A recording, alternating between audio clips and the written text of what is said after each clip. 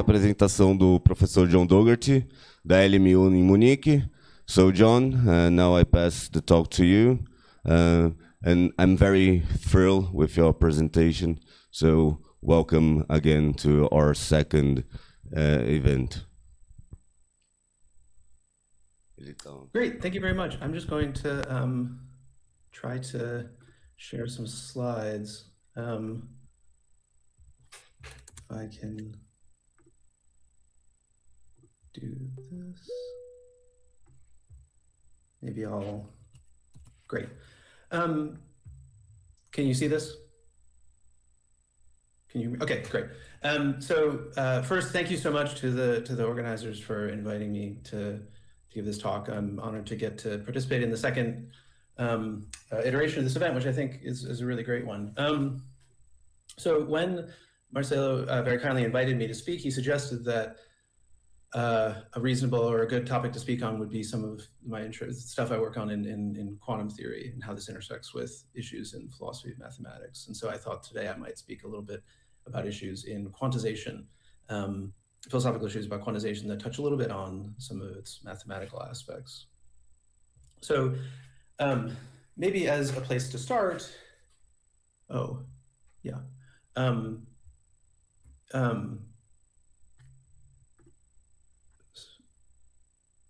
sorry, the sharing was strange for a moment.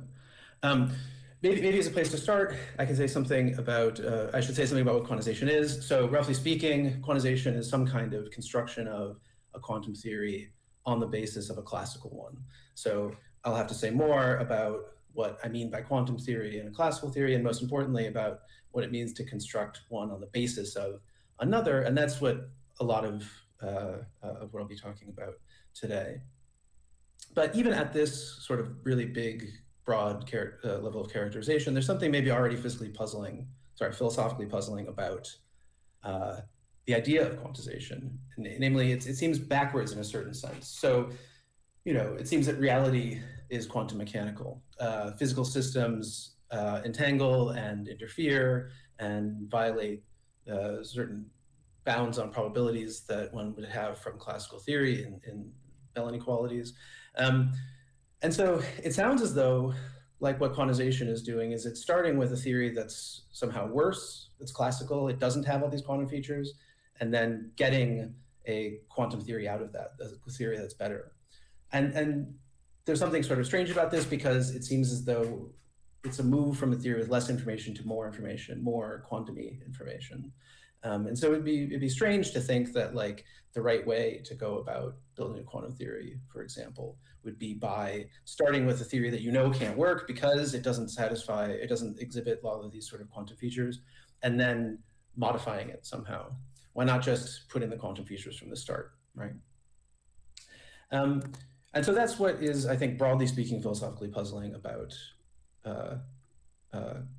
quantization as a notion.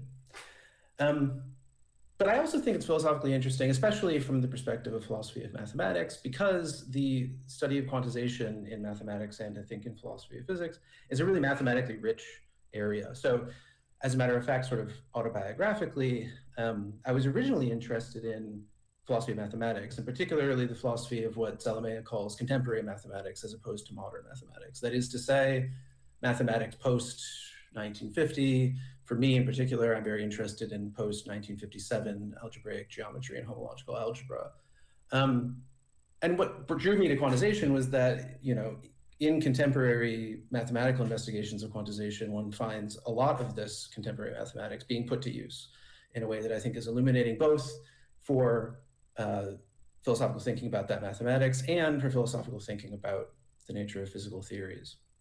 And so while I won't be getting very far into a lot of this mathematical detail today, that is sort of in the background, what I have in mind, and sort of some of my motivation for thinking about it, and why I think this topic does fit well in this symposium on philosophy of mathematics. What I do want to talk about today is roughly three things. So first, I want to get a little bit clearer on what quantization is by looking at a history of the notion. It's sort of different things it has meant in the time that it's been around. and different ways that it's been received philosophically. So in the first part of the talk, I'll talk a little bit about the origins of quantization in the quantum mechanics of 1900 to 1932 or so. After sort of setting up this background, I'll then skip ahead to current discussions of quantization in philosophy of science, where it's primarily thought of as a certain relation between theories. An instance of quantization relates a classical theory to a quantum one. And as I'll discuss in more detail later, really, there's different things that people call quantization. And this isn't, I don't think there's a confusion. It's just an issue of making sure that we're clear what we're labeling what. One of these things is really a relation that sort of takes you from a quantum theory to a classical one. That in particular, it's a limiting relation that shows that quantum theory in a certain limit reduces to a classical theory. And then there's another sort of, instead of reduction, generation notion of quantization, whereby we start with a classical theory and get a quantum theory out. And these are the two main ways that people today tend to talk about quantization, at least in the philosophical literature. In the third part of the talk, I then want to make a little argument and say that there's at least a third way that we should sometimes talk about, or rather, there's a third way we should at least sometimes talk about. This becomes most striking or most pressing in the context of field theories and quantum field theory, where quantization is used extensively, but I think used in a way that doesn't fit very well into this kind of intertheoretic relation way that people have been thinking about it. Good, so let me then get started with some historical remarks. So in the period that I want to look at, quantum theory emerged in roughly two stages. The first is usually called the old quantum theory, and this refers to developments in the period from 1900 to 1925 or so. And in this period, quantum theory was, such as it was really less a theory and more a collection of kind of heuristics and recipes and principles and inspired ideas about how to deal with the new incoming empirical results about atoms and molecules and atomic spectra and things like this.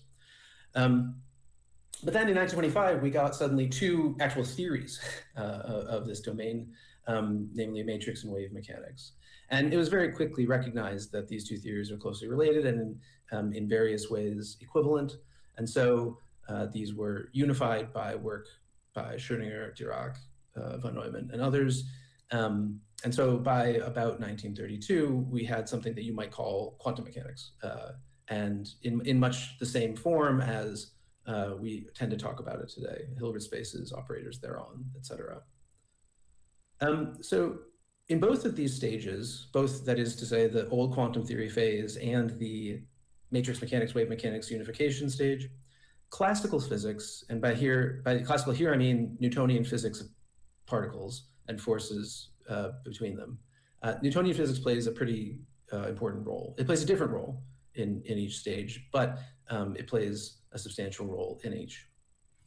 And the point that I want to make here is just that physicists had a variety of views about this. The developers of this theory had disagreed about what exactly the role of the classical physics was here. And so what I want to do in this little part of the talk is just try to organize a little bit the diversity of views here. And I want to suggest that we can kind of place them on something of a spectrum. And I'll have some concrete examples of these physicists as we go along. So to start with the old quantum theory in about 1900. One of the earliest episodes in development of this theory was Max Planck's study of certain radiation phenomena. He was particularly motivated by recent empirical tensions between, or empirical results that were in conflict with Wien's law of blackbody radiation. So Planck is interested in studying the radiation of certain bodies, and he wants to study this radiation by thinking of these bodies using statistical mechanical methods and really sort of combinatorial methods, an analogy with the statistical treatment of thermodynamics. So just like one can think of thermodynamics of the temperature, say, as something like mean molecular motion, Planck wanted to think of radiation as being the result of the absorption and emission of energy by a whole bunch of small bits of whatever body it is that we're talking about that's emitting and absorbing. And his approach to this was to say, okay, we've got this body, let's divide it up into a whole bunch of little bits, and then think about absorption and emission by each of these little bits. Okay, and so in order to do this kind of combinatorial argument, he had to turn this continuous body into a discrete one, and he did this by introducing a fundamental energy unit. And then the idea was that in an absorption or emission event, one of the little bits of the body is going to absorb some number of units of energy or emit some number of units of energy. And the number of units of energy absorbed or emitted will be related to characteristics of the radiation, the amount of energy in the radiation, essentially. And so the idea was, let's take this body, divide it up into a whole bunch of little pieces, postulate that these little pieces will interact with the electromagnetic field in various ways, and then derive statistically what should we expect for a large number of bodies interacting with the electromagnetic field. In much the same way that one might take a box of gas and say, okay, let's imagine this gas is made up of 10 to the 23 little things, and then they interact like, say, billiard balls bouncing around, then what should we expect from on the macroscopic scale?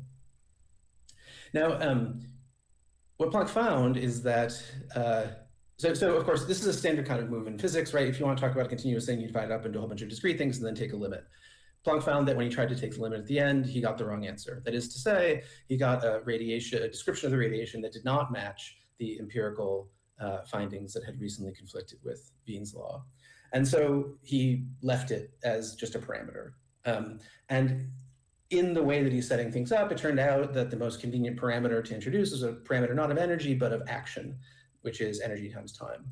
And so he introduced this basic action quantum, which I'll be calling h bar.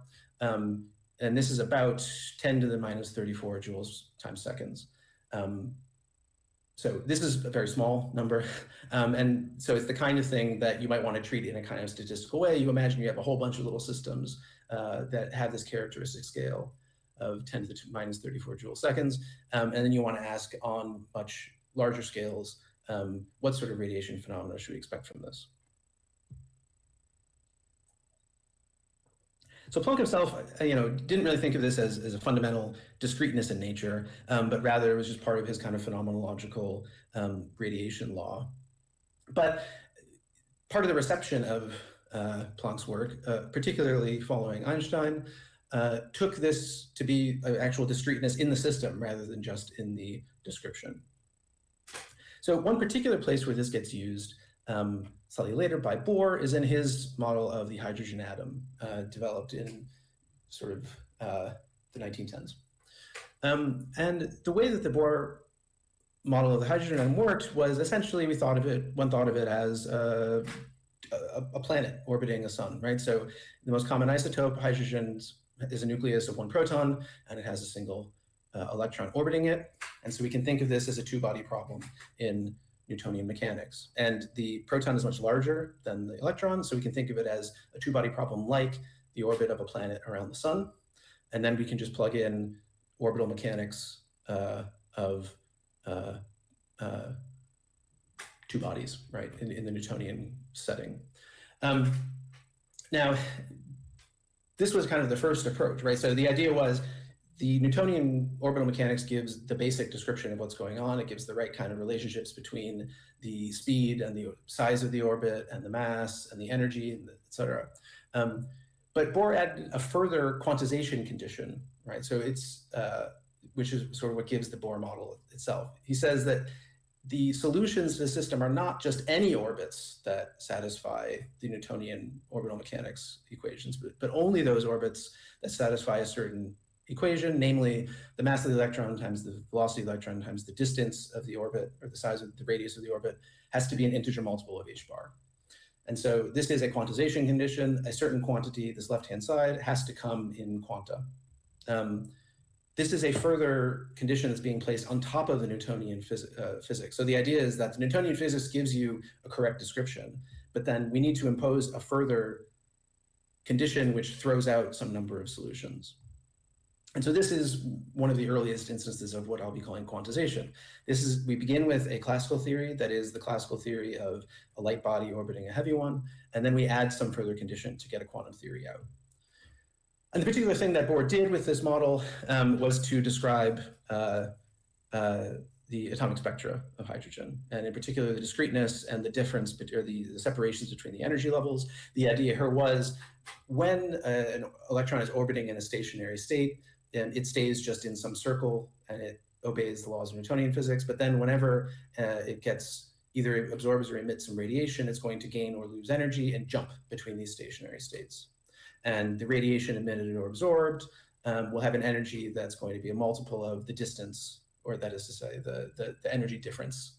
It'll be given by the energy difference between these two stationary states.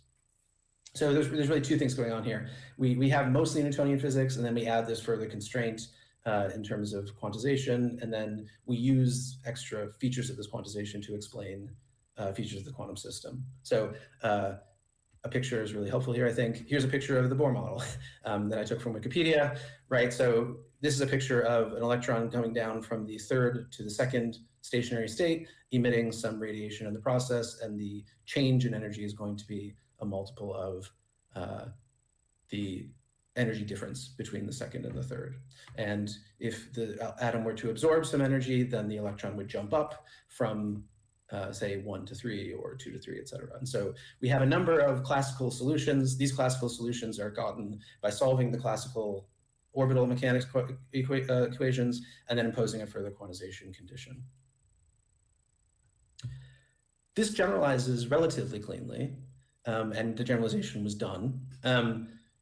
You can talk about, say, elliptical instead of circular orbits, or you can talk about periodic motion in general, and you can do the same kind of game. So the idea is a periodic system, a periodic quantum system will be a periodic classical system subject to a further quantization condition. And when formulated sort of in general, this quantization condition says that the integral over one period of the motion of the momentum times the differential of the coordinate is an integer multiple of 2 pi h bar, right? So if you study classical mechanics, then you are familiar with sort of these generalized classical coordinates momenta. These are the kinds of things that give you a relatively general framework within which you can do classical mechanics. And so once you know this framework, you can then add this quantization condition as a further condition, and it will allow you to quantize whatever classical system you're looking at, as long as it's periodic.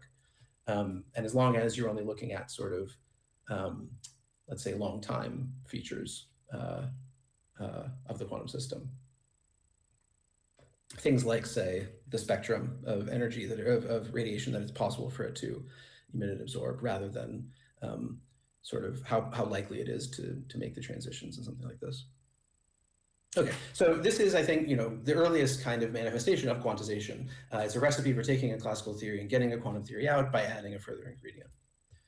And that's essentially all I wanted to say about sort of phase one, the old quantum theory. Now, quantum mechanics, as we know it today, emerged as a replacement for the old quantum theory. And it emerged in sort of two different manifestations. So oversimplifying a bit, the first was called matrix mechanics. And roughly speaking, the way matrix mechanics works is it says, okay, begin with a classical system, which here will be described by a Hamiltonian function h of classical coordinates and momenta. This is within the same kind of mathematical framework as the previous slide with the quantization condition. Here, the Hamiltonian function is a quantity that describes the dynamics of the system. And so we have the coordinates and the momenta, which describe the possible states of the system. And we have this function h that describes the dynamics of the system. And that is, in some abstract sense, a classical system. And the goal of matrix, or the task of matrix mechanics, the problem of matrix mechanics, was to find matrices Q and P satisfying two conditions. First, the commutator of the two matrices is I times h bar. Second, when you take your function h and you plug in the matrices instead of the coordinates, you get a diagonal matrix. Right. So this is quantization now as something like a problem that's being posed to the physicist, right? You start with some classical system that you want to quantize for some reason or other, and then the matrix mechanics says, here's how you quantize it. You solve this mathematical problem, these two equations. Once you solve these equations, you get a description of a quantum system that you interpret, roughly speaking, the following way. The entries of the diagonal matrix H are the allowed energy levels, and the entries of the matrix Q determine transition probabilities and also the energy of the radiation. And so now we've got things like transition probabilities. We have a little bit of dynamics in the theory, and so that's one way in which matrix mechanics goes beyond the old quantum theory. We actually have some sort of temporal evolution going on. Of course, when the old quantum theory was successful, matrix mechanics reproduced that part, but this is more general and covers more of the empirics. The second theory that superseded the old quantum theory is wave mechanics. It begins with the same thing. You begin with a classical system described by a Hamiltonian function h of the classical coordinates and the momenta. But now, instead of solving this linear algebra problem, you solve a differential equation. You solve a certain eigenvalue equation. Now you take your function h and you replace the momentum p with the derivative with respect to q, and you want to solve this equation applying this h to psi. When do you get when is psi an eigenvector of this differential operator? That is, which psi are such that when you apply h, you get a multiple of psi. Well, you go and you solve this problem and you get an answer in terms of lambdas and psi's, and the lambdas are the allowed energy levels of the system, and the function psi determines things like the charge density of particles and their distribution. Okay, so the kind of interesting thing is that these two theories at least appeared early on to be, they appear relatively different, right? One is in terms of matrices and the other is in terms of waves. This difference was taken to have methodological and philosophical significance. Nevertheless, the two of them agreed, but they both extended the old quantum theory, and when they both treated some system, they agreed, even when they disagreed with the old quantum theory. Which is the first thing I say here. These two theories agree with each other, even when they disagree with old quantum theory. This is kind of surprising. What Dirac and von Neumann and earlier Schrödinger and others point out is that these two can be seen as mathematically equivalent in a certain sense. And the certain sense is the following. If in matrix mechanics we introduce vectors for the matrices Q and P to act on, then the problem that matrix mechanics poses for us, this linear algebra problem we're supposed to solve, is basically the same as the problem that wave mechanics is posing for us. In both cases, we're meant to be solving an eigenvalue problem. Now, this requires a little bit of manipulation, right? So one first needs to say that finding matrices Q and P that satisfy the commutation relations, that is, the commutator of Q and P is I h bar, that is basically trivial, say von Neumann. And so really, we only need to think about how to diagonalize H. But the problem of diagonalizing a matrix is essentially the same as finding the eigenvalues of the matrix. And so diagonalization and eigenvalues, these end up going together. And so now it looks like the Schrödinger equation, the Schrödinger wave mechanics says, solve this eigenvalue problem. Matrix mechanics says solve this eigenvalue problem. Turns out it's the same eigenvalue problem. And so matrix and wave mechanics are these two different ways of writing down the same theory, which one might call quantum mechanics. And the thing that I want to emphasize about the sort of wave mechanics and matrix mechanics is that, again, in both cases, we start with some classical system described as Hamiltonian function, and we then quantize it. We quantize it in these two different ways, depending on whether we're doing matrix or wave, but we know from Dirac and von Neumann that these are, the place we end up is in a certain sense the same.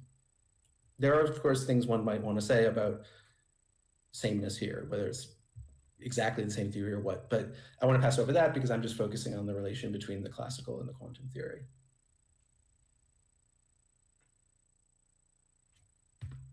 When it comes to this relation between the classical and the quantum theory, there was rather a lot of disagreement. So here I'm following this very nice paper by Alyssa Bakulich, where she compares Bohr, Heisenberg, and Dirac, and so I'm just going to compare the three of them as sort of representatives of three different attitudes you might have towards the relationship between the classical and the quantum theories. So according to Bohr, the quantum theory in general is a certain rational generalization of classical theory.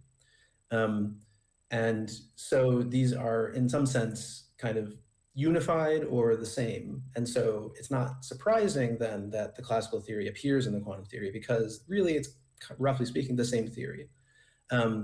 Better, it's a generalization of the theory, it's a generalization of classical theory. Now, there's a whole lot of literature on what Bohr means by rational generalization. I'm going to try to stay vague enough that I don't get too controversial, but roughly speaking, his attitude is something like this. He thinks that science rests on unambiguous communication. So I do an experiment, you do an experiment, we can compare these experiments, we can make this comparison unambiguously in the classical case, because we have shared concepts and what Bohr calls pictures. In classical theories, we can talk about things that have essentially intuitive content.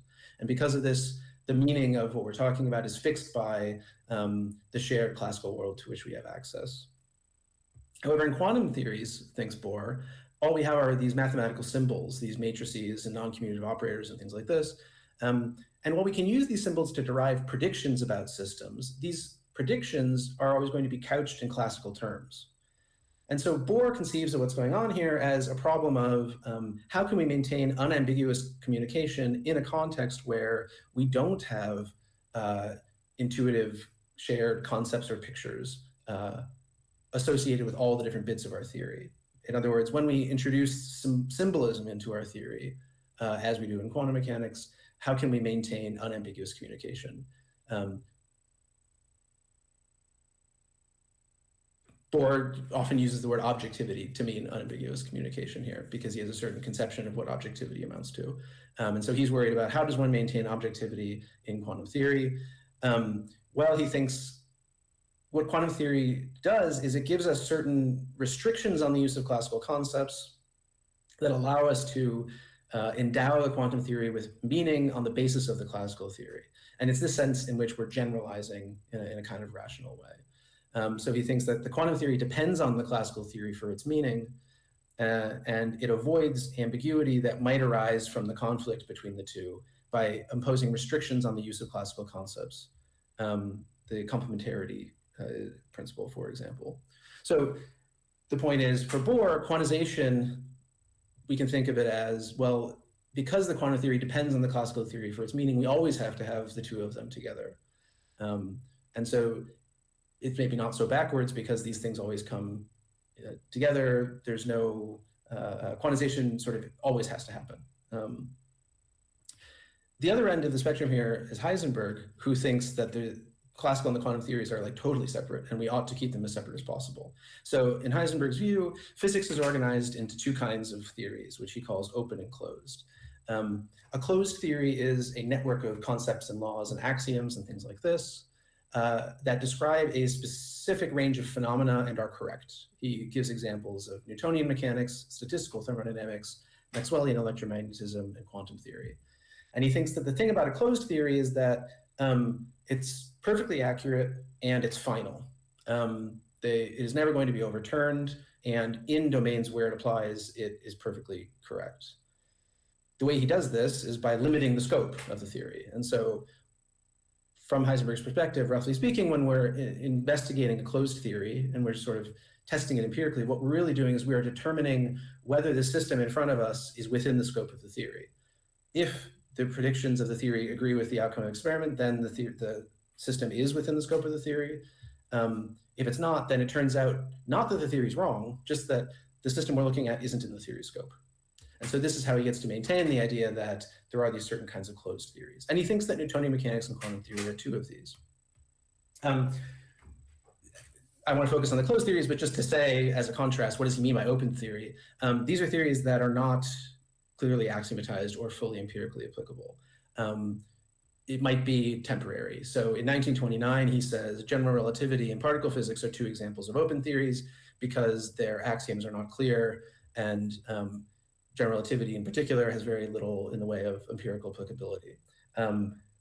There's a historical question about there's an interpretive question about whether he would feel differently about either of these theories now, but I mostly want to set that aside because I'm interested in what should we say about quantum and classical theories from this perspective. Well, it seems to me we ought to say they're mostly disconnected. They're both closed, and so they both just have different domains of application. They're both completely correct in those domains of application, and there's not really a connection between them because they're closed off from one another. Now, one has to be a little bit careful here because we do want to say that there's a certain kind of, in domains where they come close, they ought to agree. And so when we are in the limit where the quantum is very small, the h bar goes to 0, then we should have empirical agreement between the two. But empirical agreement is a relatively easy thing to get. We don't need to have any kind of structural continuity between the two theories is the important thing here. So this is exactly the opposite of Bohr. Bohr thought that essentially there's just the one theory, there's this rational generalized setting in which both live. Heisenberg thinks these are just two separate theories that shouldn't be connected at all. And Heisenberg draws methodological conclusions from this. So in particular, he thinks that when we're developing a new theory, you ought to just throw out the old one and start over every time. You're never going to make any good progress by trying to make incremental change. In between the two of these is the view of Dirac, who wrote less on methodology, but still there's enough to kind of find a position between Bohr and Heisenberg. From Dirac's point of view, there's a formal analogy between quantum and classical theory. So these are distinct theories, but it's not just that they happen to agree empirically in certain regimes, but rather there's something substantive about the structure of the two theories that's the same. He makes this precise in ways that I'll come to a little bit later, but for him, the main focus is going to be on formal analogy, mathematical analogy in particular. And he thinks that because of this, we ought to study and develop and modify classical mechanics if we want to make progress in quantum mechanics. Because what we ought to do is we ought to look at both sides of the analogy and develop both sides and see what we can learn one from the other. And indeed, Dirac does this by developing things like the constrained Hamiltonian formalism in the 50s. Dirac's motivation for this is that he thinks that there's this underlying unity in physics, and that the manifestation of this unity is mathematical beauty. And so this is the reason that we ought to maintain this formal analogy between the two theories, is because this formal analogy manifests this unity in the form of mathematical beauty. And so it is a guide to the truth, the correct description of physics. And so from his perspective, these are different theories, but they aren't just totally disconnected. They are analogous, or perhaps better, they should be made analogous by modifying each of them. And so classical mechanics isn't closed off yet. You can still go back and try to understand it better in the service of understanding the quantum theory better. Okay, so that's the historical setting here of early manifestations of quantization and different views that one could have about what's going on in this case. So quantum mechanics, especially in the old quantum theory, emerged from these attempts to quantize classical mechanics to account for certain experimental phenomena, for the Wien law for Planck, and the atomic spectra for Bohr, and others for other examples I didn't discuss.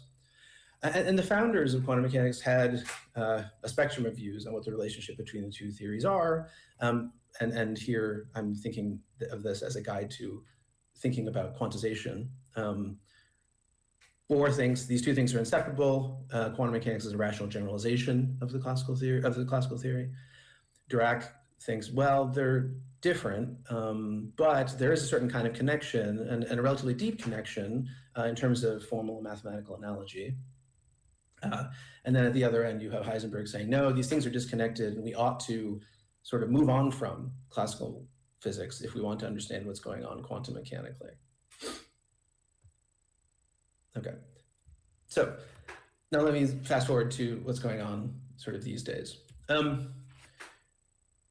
Philosophers of physics typically see physics as organized into a certain constellation of theories, right? And so we have classical mechanics and quantum mechanics and stat mech and general relativity and Maxwellian electrodynamics, et cetera, et cetera. And part of the reason that we organize physics in this way is because a lot of philosophical questions about science can be formulated in terms of relations between these theories. So questions about, whether emergence is possible can be thought of in terms of, I've got two theories of the same domain. Can I somehow fully cash out the older or the broader or the less detailed theory in terms of the more detailed one? Or is there something really novel about, say, thermodynamics over and above the statistical mechanical descriptions that we can give? Right, so thinking here of emergence and reduction as two sides of the same coin or as opposites. This is a question about whether one theory fully captures what's going on in another, and so this is a relation between two theories. This is often, one can also talk about limiting relations, so there's a sense in which, say, Newtonian mechanics is a non-relativistic limit of special relativity, where one takes the speed of light to infinity or something like this, or opens up the light cones all the way, or there's different ways of making this precise, but one can talk about one theory sort of turning into another as some limit is taken. And this might be another way of getting at this emergence or reduction question. These days, there's a lot of work on theoretical equivalence, whether two theories are equivalent. The canonical example of this is the one I mentioned earlier, wave mechanics and matrix mechanics. Von Neumann used the Hilbert space formalism to somehow unify these and show that they were equivalent in a mathematical sense.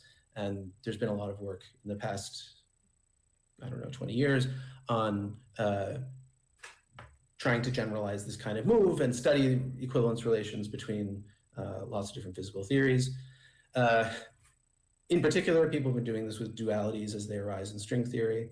And so, there's a whole lot of these questions. Palacios' Stanford Encyclopedia page on intertheory relations lists more intertheory relations. And so when you are presented with quantization as a philosopher of physics, you might think, oh, that's another intertheory relation. I know how to think about these. And the way that we'll think about it is to think quantum mechanics is one theory, classical mechanics is another. Quantization is an intertheoretic relation between them. And so we have a picture like Heisenberg or Dirac. We've got two theories that are related by some kind of relation. And the question that you want to ask then is, well, what is that relation? What can we learn about it? What sort of philosophical questions might it be used to address?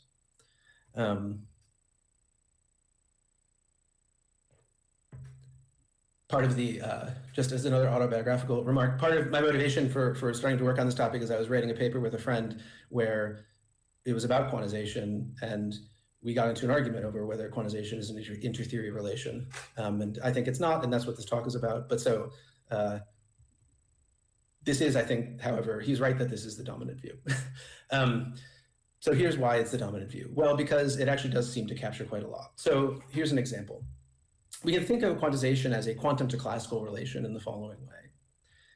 Roughly speaking, quantum mechanics should give classical mechanics in some limit. The limit of classicality, the limit where the basic quantum that Planck introduced is so small that you might as well treat it as zero. Now, sometimes it's kind of clear what it means to say that I'm taking this limit. So for example, Planck's radiation formula that he introduces in the paper I mentioned before says the following: the ratio of the energy at some frequency or to the number of states with that energy is equal to this certain distribution here, right? This distribution on the right-hand side is a function of h bar and the frequency that we're talking about and the temperature T that we're talking about and Boltzmann's constant K. And if you just take the limit in the ordinary mathematical sense of this expression on the right, as h bar goes to 0, you get kt. And this is the so-called equipartition law that's familiar from statistical mechanics. And so this is one precise sense in which the h bar that goes to 0 limit of the old quantum theory is statistical mechanics, or the sort of ordinary statistical description of radiation. But this is just one equation, and one wants to say something more robust about how a theory can be a limit of another. In some way over and above just, well, I can take this limit of that equation, that equation, and that equation. One wants to say that somehow the, structure of the classical theory is recovered in the limit, in taking the limit of the quantum theory. But of course, to say this, you need to be a little bit more precise about what it means to take a limit of a theory, and also what it means to give classical mechanics, right? We want probably something more than mere empirical recovery, but it would be too demanding to require that it give you exactly the same theory back, right? That never happens. So even, Newtonian mechanics recovers Kepler's laws in appropriate domains up to an appropriate approximation, et cetera. And so the best that we should expect is that we get an explanation of why the theory was successful, where it was, and hopefully an explanation of why it failed when it did. So here's an illustration of what this might look like. Just to have a little bit more mathematics here. So here you can think of a system, a classical or a quantum system, as an algebra A of observables. And in this context, what distinguishes a classical from a quantum system is that the quantum algebra is not commutative and the classical one is. And in this context, you can think of quantization as being a family of maps, I'll call them Q indexed by H bar, that continuously depends on this parameter H bar and satisfies certain further algebraic conditions. So I think initially there were sort of 5, you can't have all 5, et cetera. But for example, the kind of algebraic condition you might want is that this map preserves products in the limit where H bar goes to 0. And so what we have here is a continuous family of algebras, A sub H bar, which we can think of as quantizations of our classical algebra A. And we can talk about taking the limit as H bar goes to 0. Because we have this continuous family of quantum theories, we can impose these kinds of algebraic conditions in the H bar goes to 0 limit. And these conditions give a precise sense in which the structure of the classical algebra is recovered in the H bar goes to 0 limit. And this goes beyond merely empirical kinds of predictions. You're actually getting some kind of structural continuity between the two theories. So in addition to the kind of clarity and precision that mathematics brings, this allows you to state and prove things, which is great. You can state and prove existence results and uniqueness results, and you can show that sort of the most naive version of this limit I proposed here is unsatisfiable. I'll come back to that a little bit later.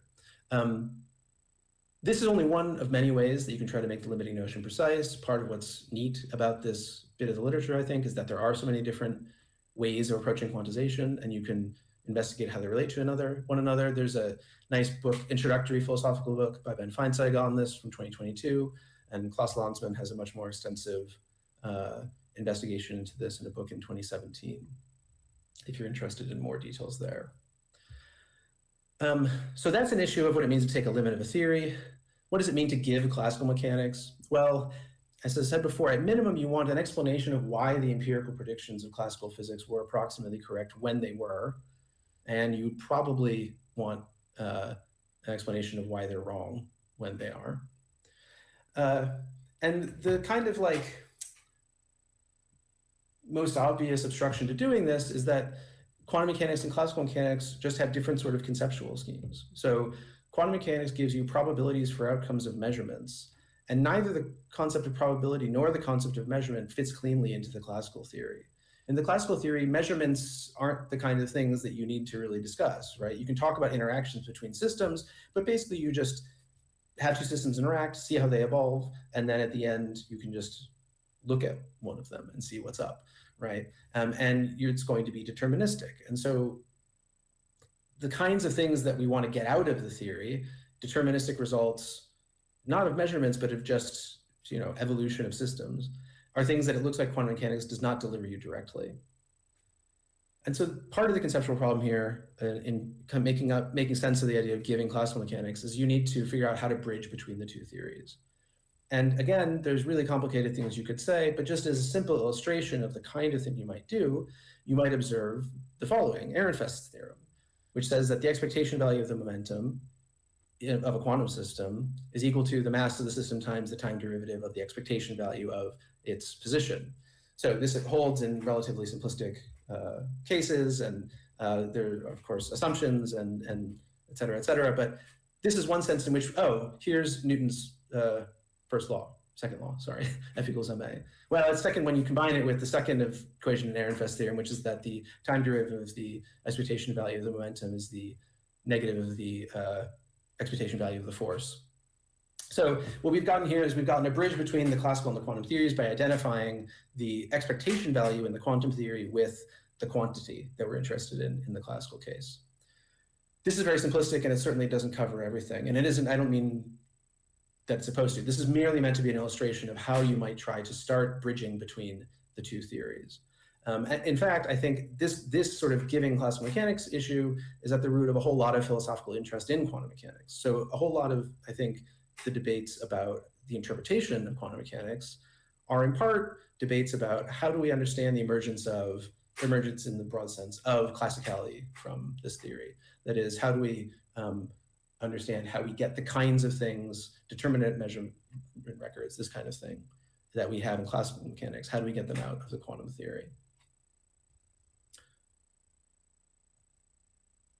And so if one's interested in inter-theory relations between classical and quantum mechanics, this is perhaps one of the most obvious ones, and one of the ones that's of most direct interest in the philosophical context. A second sort of thing that you might mean by quantization treats quantization as a construction that takes a classical theory as input and systematically produces a quantum theory. So this is, as I mentioned before, the way that I think one can think about the quantization condition in the old quantum theory. We start with a classical description of the situation, we pose the quantization condition, and we get out a quantum description of the system. Now, the old quantum theory, there's problems. Okay, it doesn't work. But this general prescription or method does generalize. And one thing that I'll say, just as a bit of orientation, is that I think this perspective is especially common in discussions of quantum gravity, because this is a case where we want a quantum theory of gravity. And so how do you get a quantum theory of something? Well, one suggestion is you quantize a classical one. And as it happens, we have a classical theory of gravity that's quite nice. And so we should try to quantize it, you might think. Now, in his thesis in 1926, and then more publicly in a paper from 1930, Dirac actually sets out to describe a quantization machine of this sort.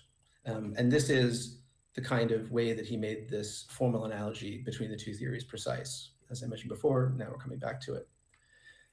And the picture is something like the following. Observables in classical mechanics are functions of the coordinates and the momenta. So the Hamiltonian function is one of these, but so is the position, so is the momentum, so is anything else that you can make out of these two.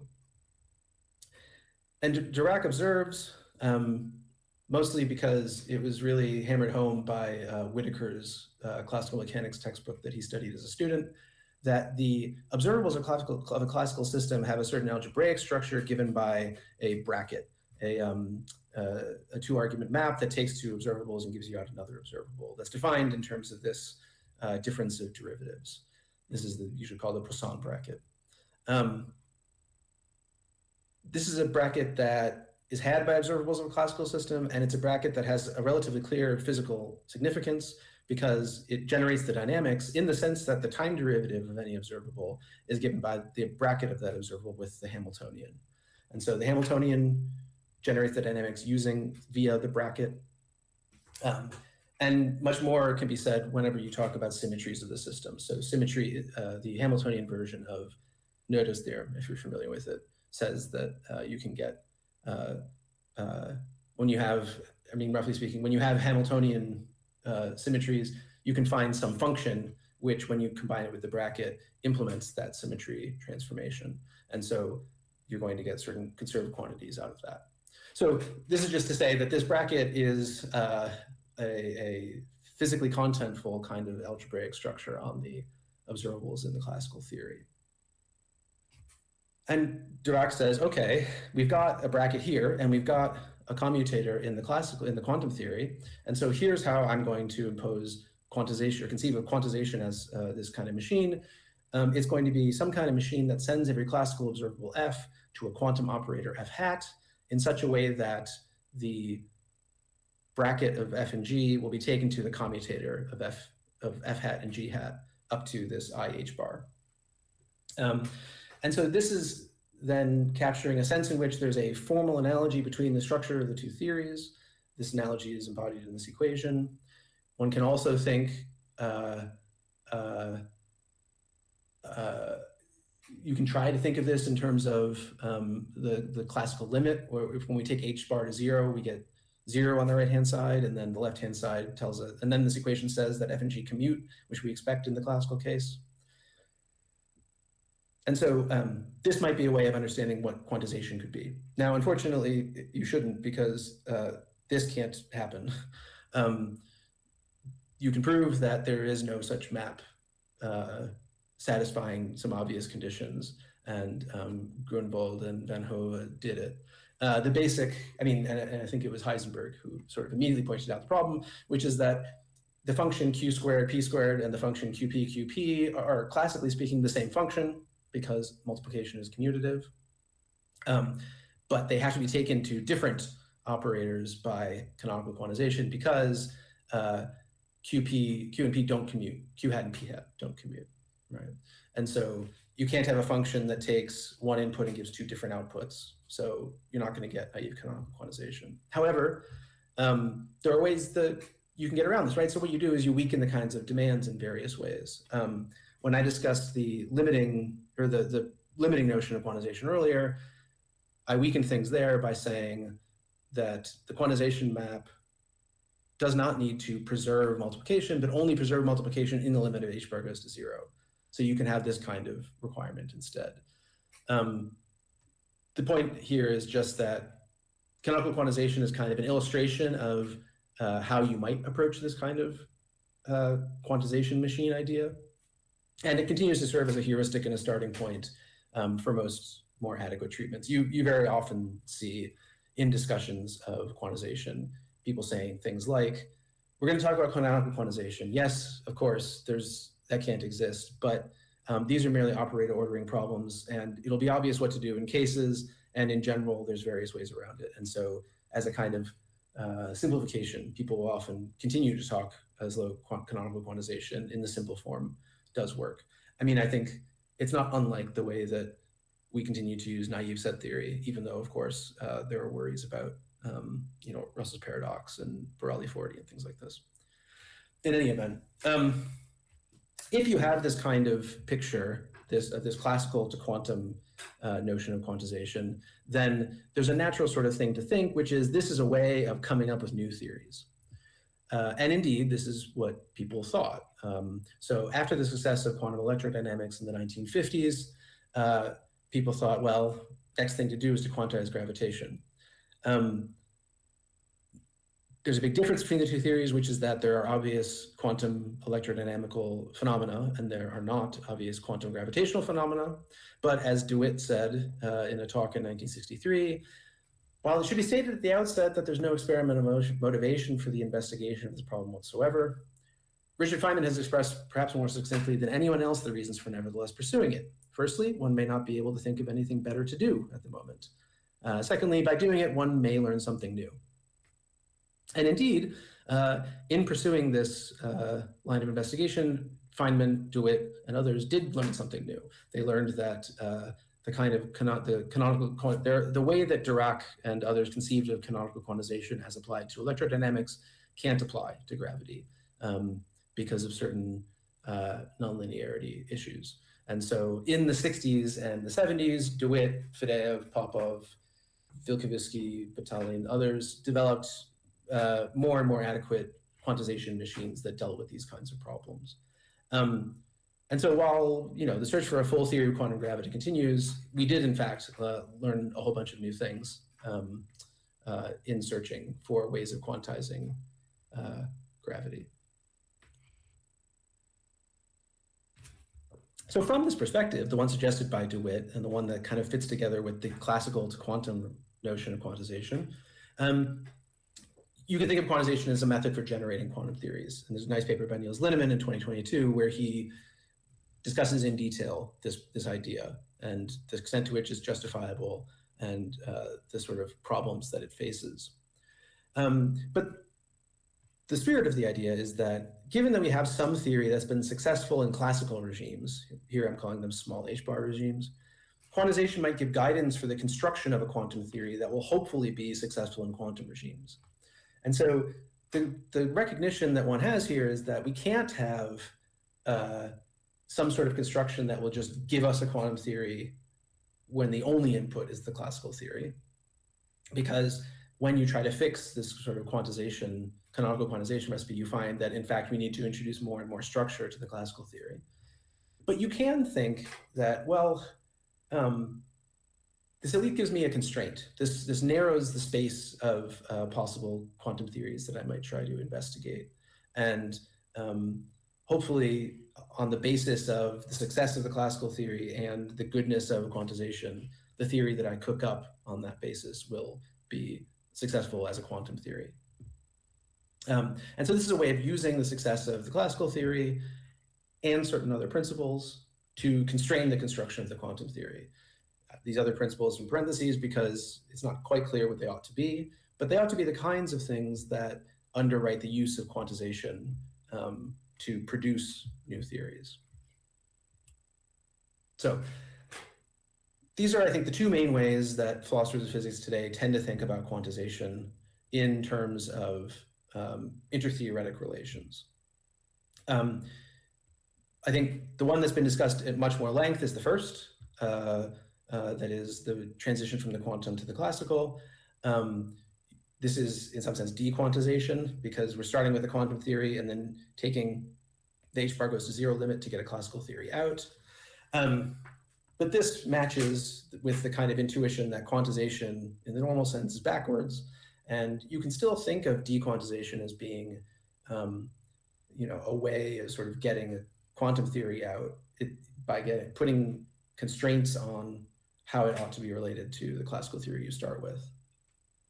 And one reason that I think this has been discussed at great length is that, as I mentioned before, this notion of quantization is pretty tightly tied conceptually to a whole bunch of other issues in philosophy of quantum mechanics. Slightly less discussed, but I think still there, is the idea of quantization as a relation that takes a classical theory to a quantum one. In this context, quantization is kind of a recipe for coming up with new theories that on the basis of existing empirically successful ones. All right, so that was primarily expository, but expository in a kind of, from a perspective way to set up the little argument I want to make in the last part of this talk, which is that I think neither of the two ways of thinking about quantization that I've just discussed fit very well with what's going on in quantum field theory. So the argument goes something like this. So the first is the conclusion, I guess.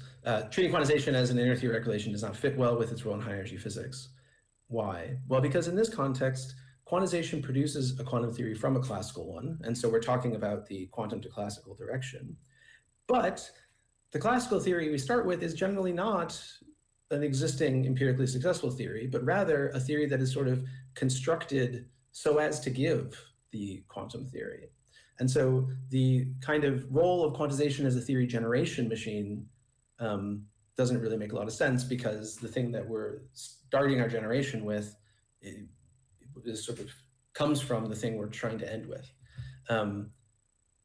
And because the theory that the classical theory we're talking about isn't an existing empirically successful one, there's no question to be asked about, do we obtain the classical theory in the limit, in the sort of quantum to classical limit that we were talking about before, because there's no classical theory in that sense to be recovered. And so neither of these two intertheoretic relations fits very well with quantization as appears in quantum field theory. And so what I'd like to do is I'd like to suggest a view that's somewhat closer to Bohr's, as these are really parts of the same theory. I don't mean to say here that like classical mechanics and quantum mechanics writ large are the same, but rather when we reflect on the role of classical theories, especially in the context of quantum field theory, it's not clear that we ought to be thinking here of we've got two theories that are related by quantization, but rather there's one theory, and the thing we're calling classical is maybe not a classical theory in the strict sense. So let me say in more detail what I mean by this. This is in some lecture notes from 2002, the mathematician Richard Borchards begins by saying the following. These are lecture notes on quantum field theory for mathematicians. And the first section describes the life cycle of a theoretical physicist. The first step, you write down a Lagrangian density. This is, roughly speaking, a classical theory. So I've been talking in terms of Hamiltonians being functions that describe the dynamics of a classical theory.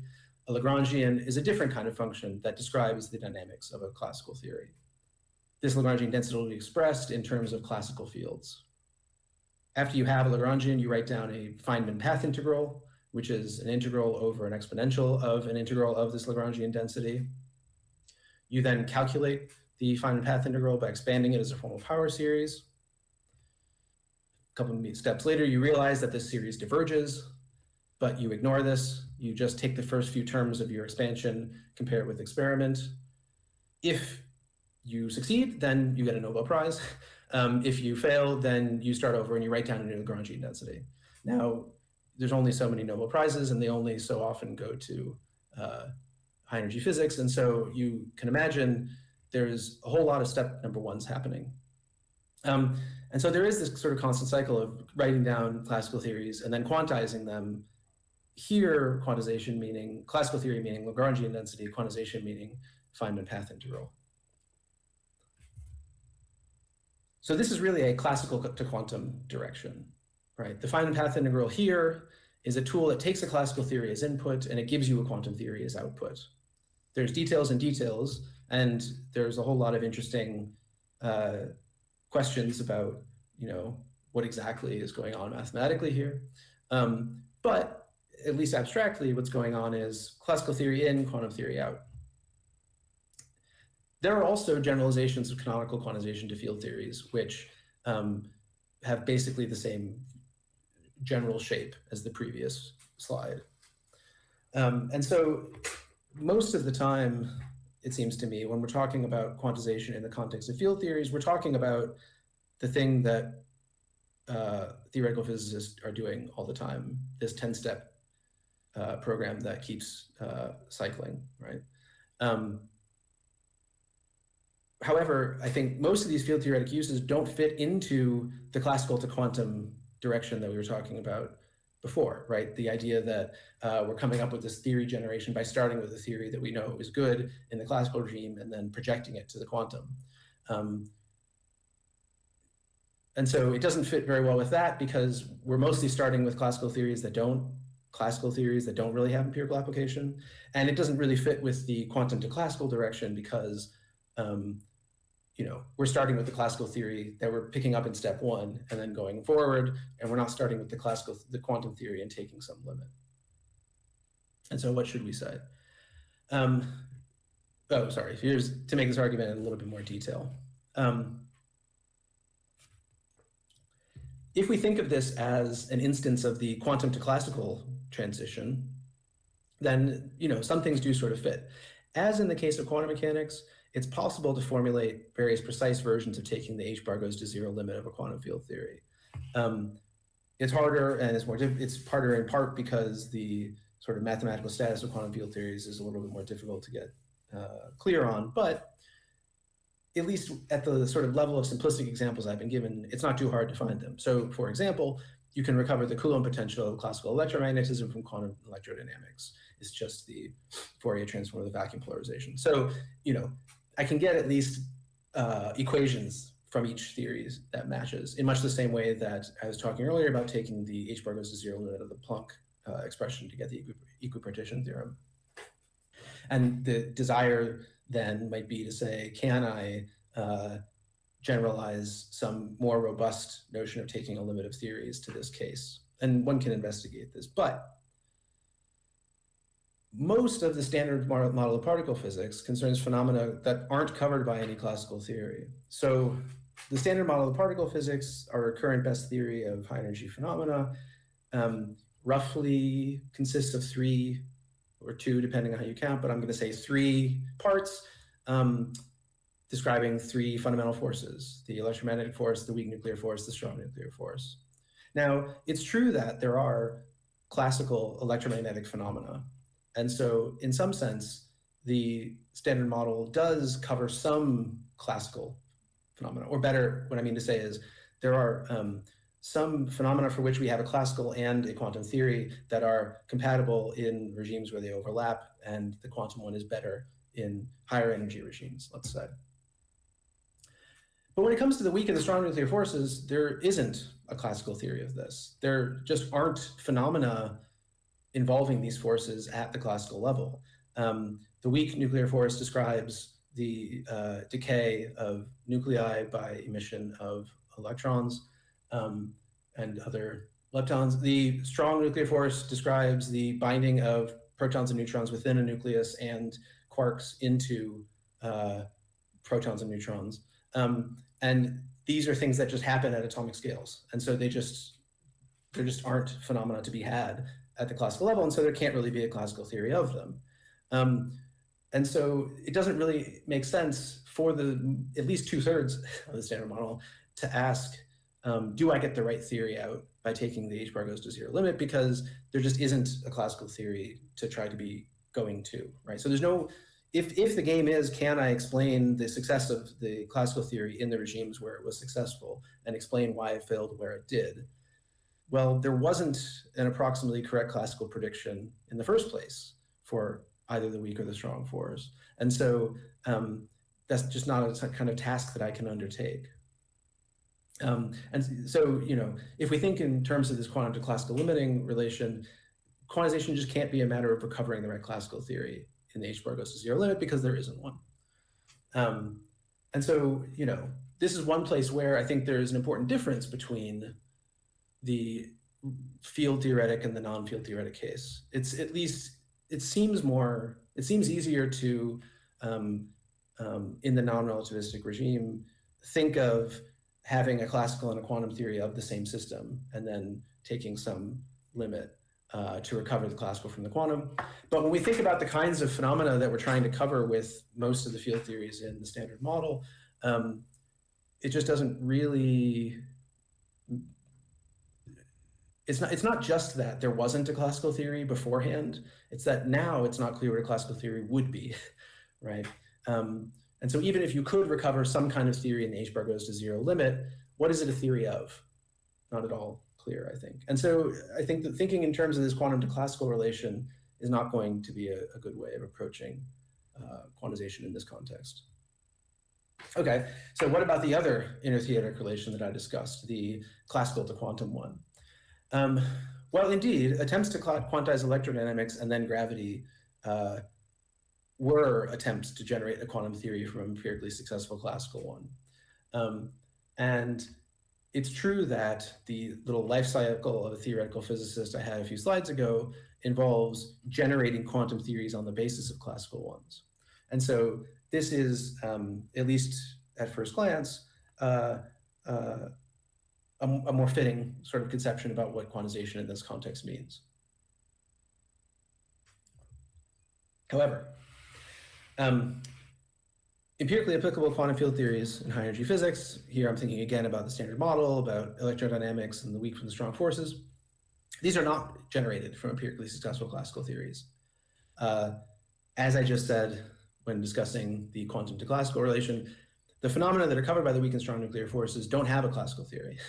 And so in particular, sort of ipso facto, they don't have an empirically successful classical theory. While it's common to think of quantum electrodynamics as a quantization of Maxwell electrodynamics, one needs to be a little bit careful. So it's true that the field that one quantizes, the field that corresponds to the electromagnetic field, classically, is the field that is the same, roughly speaking, mathematical structure that one quantizes it to get quantum electrodynamics.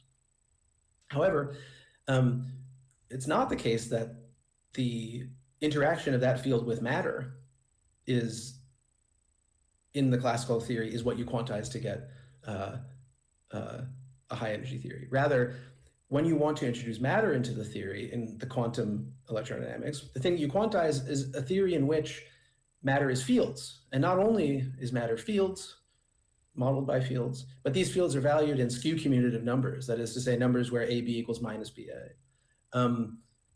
And it's not the case that in natural electrodynamics, we model matter in this way. we don't really model any classical phenomena in terms of skew commutative numbers. And so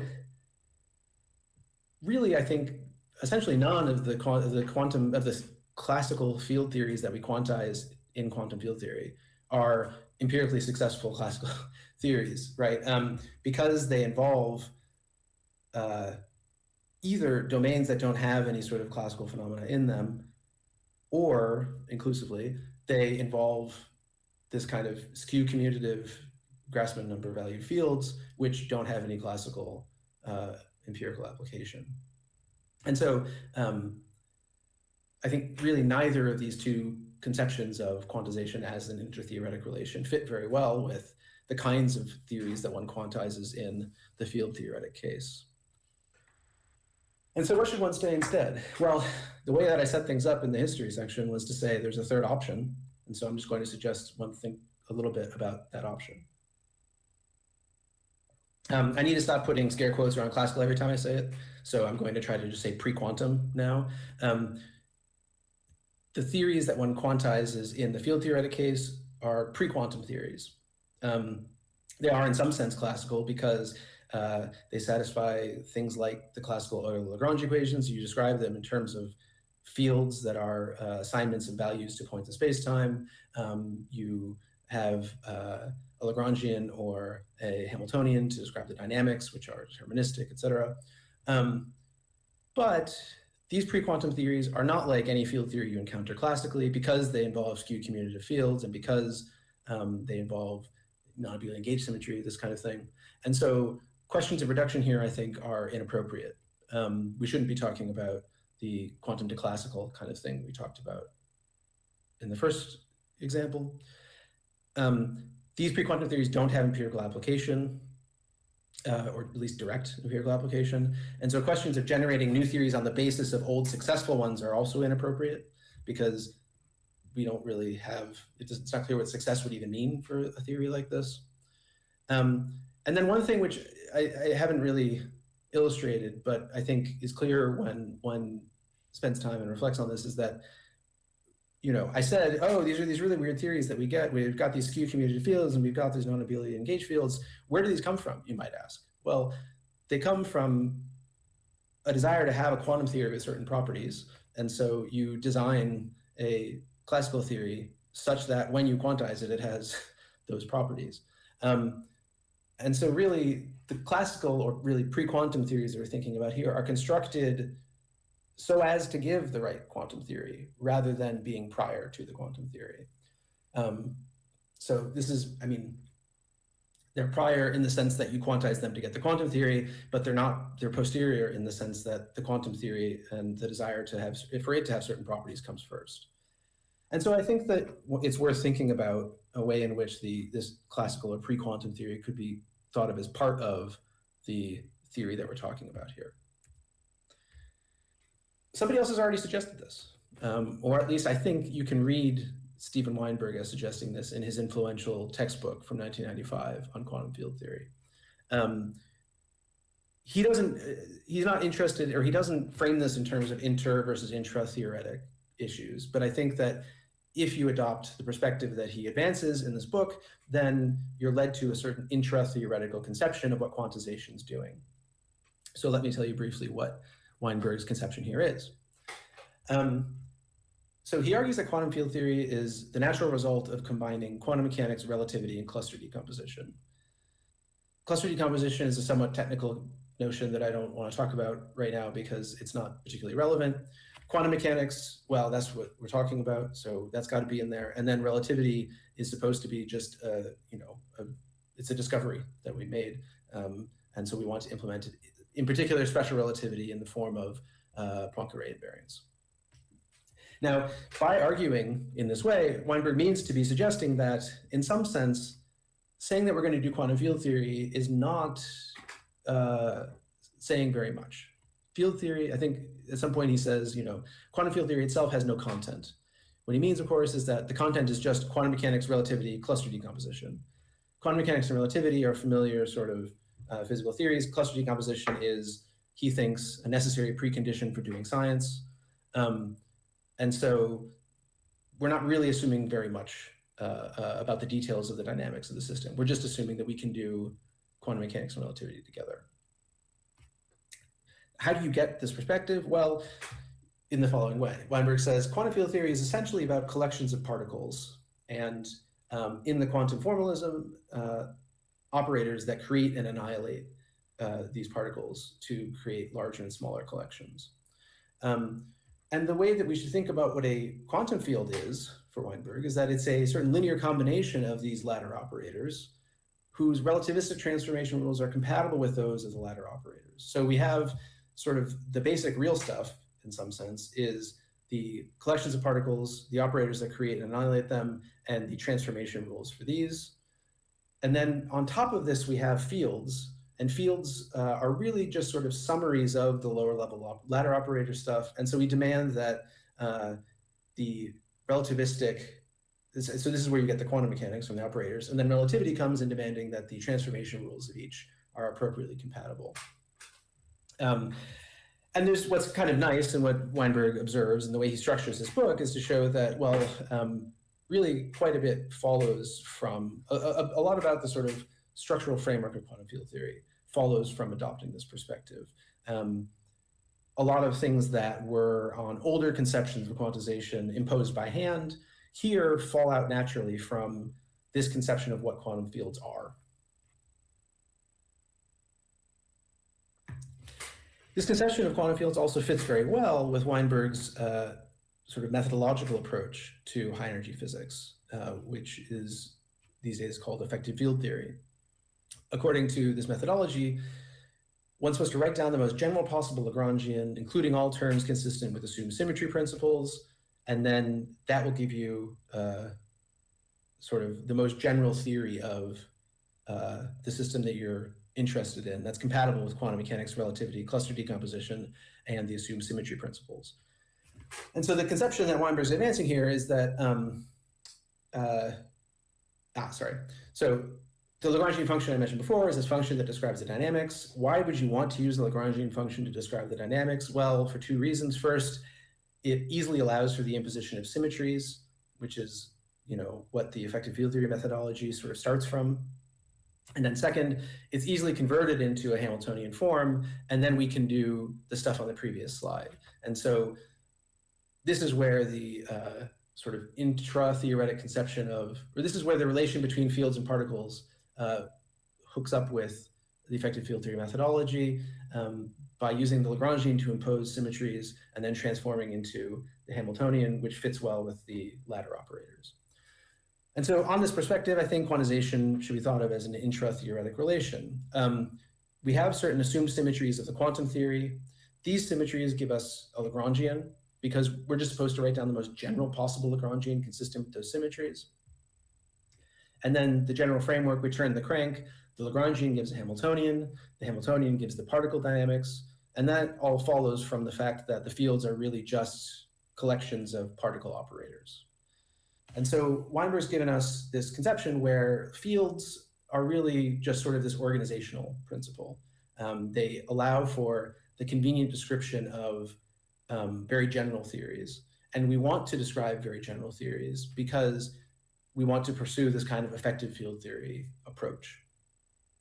And so in some sense, we could dispense with quantization here, right? In some sense, what we're doing is we're starting with some assumptions about the quantum theory, and then we're doing a whole bunch of crank turning and ending up with a quantum theory in terms of particle operators.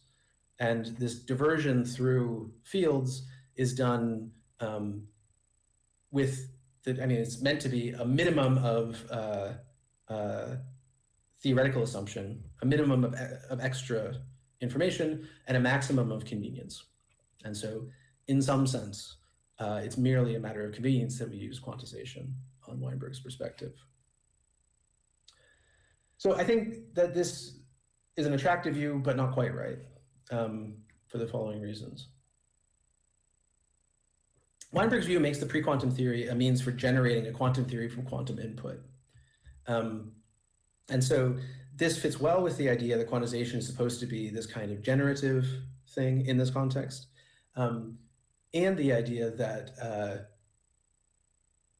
the classical or pre-quantum starting point is very odd from a classical perspective, that it doesn't follow from the typical ways that one goes about modeling systems in a classical field theory. And so here we get to reconcile these two observations. It explains why the pre-quantum field theories you quantize are unlike classical field theories, because they're not attempting to describe classical phenomena. They're instead attempting to efficiently summarize in a useful way quantum information. And it explains why the lack of direct empirical application of, say, skew commutative fields is relevant. They explain why the lack is irrelevant, because these theories are not meant to be describing directly empirically implied. They are meant only to ease sort of the generation of a quantum theory out of general considerations. And it explains why you would use quantization, right? Because it makes things easier. It makes things easier, in particular, to do effective field theories. But I think this isn't quite enough. So on Weinberg's methodology, quantization remains a detour. As I said before, you start with the quantum assumptions, you construct the pre-quantum theory, and then you end up with the quantum theory. And there's a sense in which this is dispensable, right? I don't want to worry too much about what counts as in principle versus in practice dispensability. I simply need to be pointing out that for Weinberg, he wants the fields and the pre-quantum field theory to be this kind of organizing principle rather than any kind of contentful thing. But I think that in practice, there's really a lot more back and forth movement between the quantum and the pre-quantum theories than this allows. So one example of this is the use of renormalization group methods in effective field theories. So renormalization group methods are often thought of as studying flows in the space of Lagrangians generated by perturbative quantum corrections. That is to say, we've got some space of Lagrangians and we're interested in curves in that space and evolutions that are generated by the quantum dynamics in some precise sense. And we want to do this because we want to study sort of universality properties of these Lagrangians. But this means that it's the sort of space of Lagrangians that is structuring what we're talking about here, right? It's the space of these pre-quantum theories rather than the space of the quantum theories that are being generated. Now, of course, these aren't separable, right? Because the thing that generates the renormalization group flow is perturbative quantum corrections. And so they're sort of moving, they're going back and forth between the two of them. And so we can't, I think we shouldn't think that we've just got this sort of one detour and we're done, but rather there's this kind of constant interaction between the pre-quantum theory and the quantum theory. For another, I think this Weinberg's picture doesn't quite recover all of the pre-quantum theories that we might be interested in. Very often, methods for quantizing field theories involve introducing something like new particles, right? And these are particles that are not seen in detectors. They're supposed to be, in some sense, unphysical or auxiliary or something like this. But I think that part of the reason I'm pausing here is that it's not totally clear what to say about these, I think, on the Weinberg picture, because if we're thinking that fields are merely organizing particles, then we ought to think, okay, it's really the particles that are there. Whereas if we, allow ourselves a little bit more freedom on both sides, then you might not need to be committed to thinking these new operators correspond to particles. But this is meant to just indicate sort of why I think this kind of one direction, create the pre-quantum and then quantize, isn't quite as flexible as we would like it to be. And so to close, I wanted to indicate what I think the kind of moral of this is for philosophy of science and the use of mathematics in talking about scientific theories.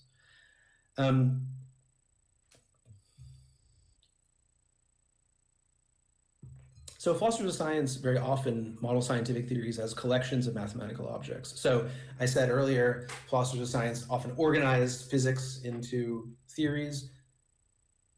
they do that, and then they say, and these theories we can think of as collections of mathematical objects. So for example, quantum field theories, or quantum mechanical theories, I should have said, really, quantum theories in general are often modeled either as Hilbert spaces of states, or as C-star algebras of observables, or as some combination of the two of these. And Laura Rucci's book from 2011 on interpreting quantum theories, discusses at length how these two modeling approaches look from the perspective of quantum field theory, or more generally, quantum mechanics with infinitely many degrees of freedom.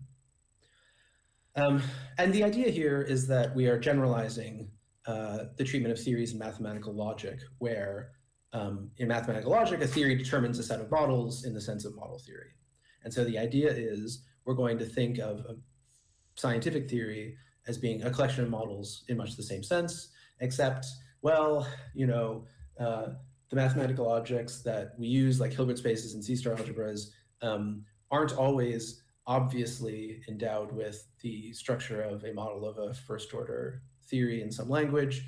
And so let's be a little bit looser about it, because physicists aren't always maximally rigorous, right? Is sort of the idea here. So why do they do this? Is something I've often asked myself. And I think there's a bunch of reasons. So I think in part, this sort of theories as collections of models approach is just the influence of tradition. So there's traditional treatments of theories in axiomatic terms, whereby a theory is a collection of sentences. These sentences are structured by various relations of deduction. We are interested in axioms, and so we want to axiomatize physical theories. So think here of, say, Hilbert's sixth problem, right, to axiomatize, in particular, statistical thermodynamics.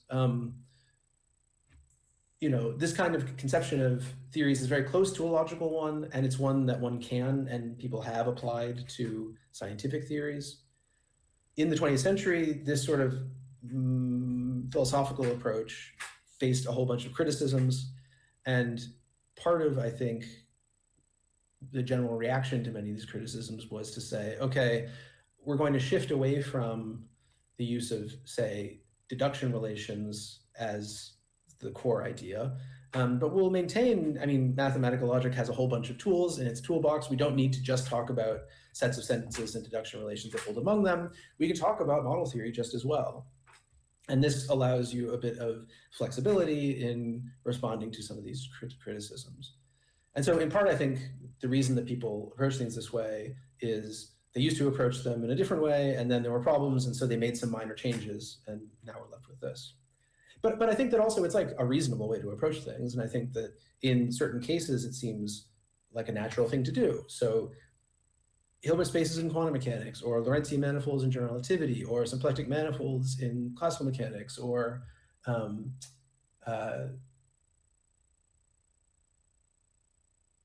Minkowski space in special relativity, these kinds of things. When we think about collections, it is often the case that a physical theory will be associated with some distinguished class of mathematical objects, and investigations of those mathematical objects can tell us something, physically speaking. So in the case of Hilbert spaces, by studying finite dimensional Hilbert spaces, you can prove things about Bell inequalities and about teleportation, et cetera. And in some sense, these are just mathematical theorems about a certain class of mathematical objects, but there's a natural or straightforward or known way of interpreting these, such that learning something about this class of objects tells you something about the physical theory. And I think that the general thought here is just that this set of models summarizes all the information in the theory. And if you know the theory, you know how to get that information out. And so in some sense, everything you need is contained in this class of models. And I think what this sort of quantization of field theories case demonstrates for us is that classical or the pre-quantum data is just part of the theory's information. Because if you want to use this theory, you're going to be very often bouncing back and forth between the sort of Hilbert space and operators thereon and the pre-quantum Lagrangian and fields. And I think that what this shows more generally is that treating a theory as a set of models is a certain kind of idealizing assumption that this philosophical modeling framework is adopting. it could well be the case that things are just very complicated and there isn't a nice, succinct way of summarizing all the theory's information in a single class of models. I'm not saying that that is the case we're in. There's still too much that's sort of unknown about how to think about quantum field theories in a mathematically precise way. I just mean to be suggesting that the sort of ability to summarize the content of theory in a single class of models is an accomplishment. It's a task that philosophical analysis needs to achieve rather than assume.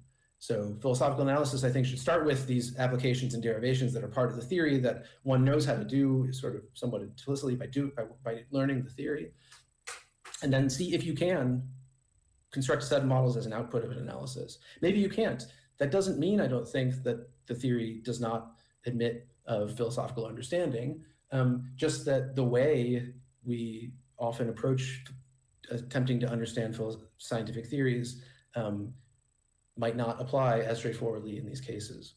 And, you know, I think there's been this kind of trend in philosophy of philosophical thinking about quantum field theory, where people are focusing increasingly on effective field theory methods, like the Weinberg one I was mentioning earlier, where you write down the most general theory and see what you can show. And in a paper from, well, it came out this year, I've tried to suggest that, well, part of what's going on here that's philosophically interesting in this effective perspective work is the recognition that things are maybe a little bit more complicated when it comes to the mathematical structure of quantum field theory than some other theories, or than has been assumed about some other theories, because I do think that maybe other theories aren't as simple as sometimes we treat them. But that's what I wanted to say. So let me just say briefly what I've gone over today. So in quantum field theory, quantization often relates a quantum theory to a classical theory with no classical applications. Or better, you start with the classical theory that has no classical applications, and you then got a quantum theory out. And you do this a lot, right? This is on that little life cycle of a theoretical physicist. That's what you do. You write down a classical theory, then quantize, see what happens. And I think that this fits poorly with both of the inter-theoretic relations that I discussed earlier. It fits poorly with the quantum to classical limiting relation because there's no limit to go to, because there isn't a classical theory that we want to recover. And it fits poorly with the classical to quantum relation because our starting point is really nothing like the kinds of starting points one usually thinks about when talking about this sort of classical to quantum generation. And I think while Weinberg's conception is a step in the right direction, insofar as it gives us a way of thinking about quantization as this part of the structure of the theory, I think that when you look at the details, which admittedly I didn't really do here, but when you do look at the details, it doesn't quite capture the complication, let's say, of the internal structure there. So that's the conclusion about quantum field theory. Let me then just wrap up with the bigger conclusion. So one point is just that quantization has really meant, I think, a lot of things in the history of quantum theory. And it has been, many of these things have been bound up with lots of what's physically puzzling about the theory, about how you recover a classical theory from it, how you, with the emergence of classicality, how, you know, things like the measurement problem, etc. Today, interpretations of quantization usually make it an inter-theoretic relation between a classical theory and a quantum theory. And I think that this does capture something useful about how it has been used to understand emergence and reduction relations between classical and quantum mechanics, and something useful about how it's been used to develop new physical theories, right? The example that I gave before was that people tried to quantize electrodynamics and it was very successful. People tried to quantize gravity. It was less successful in some ways, but very fruitful in others. And so I don't mean to be saying that these are bad ways of talking about quantization or that they don't capture anything interesting. But I think that these inter-theoretic interpretations of quantization don't seem to capture the role that quantization plays in field theoretic contexts in, say, the Standard Model or in high energy physics. And I think that what this demonstrates is that if one wants to use these kinds of mathematical modeling techniques to talk about scientific theories, then one will have to reflect on what kind of assumptions are going into the assumption that there's going to be just this one class of mathematical objects that captures all the information we need and it will be mathematically natural. And that's all I had to say. Thank you.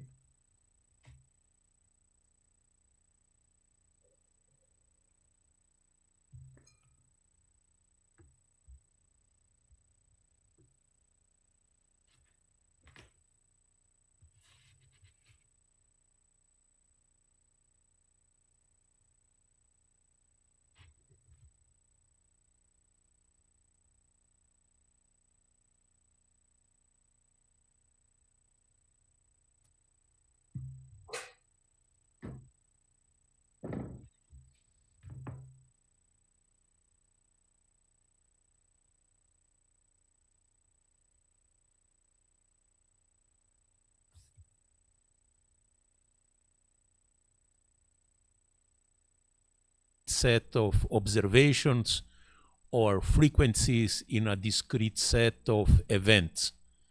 That's the kind of answer we expect from a quantum theory. Of course, that's at least part of it. But I would argue that in many instances, what a quantum theory gave us is something more. As a concrete example, for example, I would quote the entire field of quantum chemistry. The most important objects in quantum chemistry is the continuous geometry of orbitals of atoms, molecules, complex proteins, and those are, to obtain that geometry, you need a quantum theory, but those are in themselves continuous objects. I would also argue that our intuitive understanding of what's going on in a quantum theory often relates to this kind of object. So I wonder if you think that this kind of object at least I think, has an important role to bridge between classical and quantum conceptions of the world. Yeah, thanks. Yeah, I do. So good. First, a clarification and then a contentful thing. I mean, the clarification was I didn't mean to suggest that it had to be discrete, these probabilities.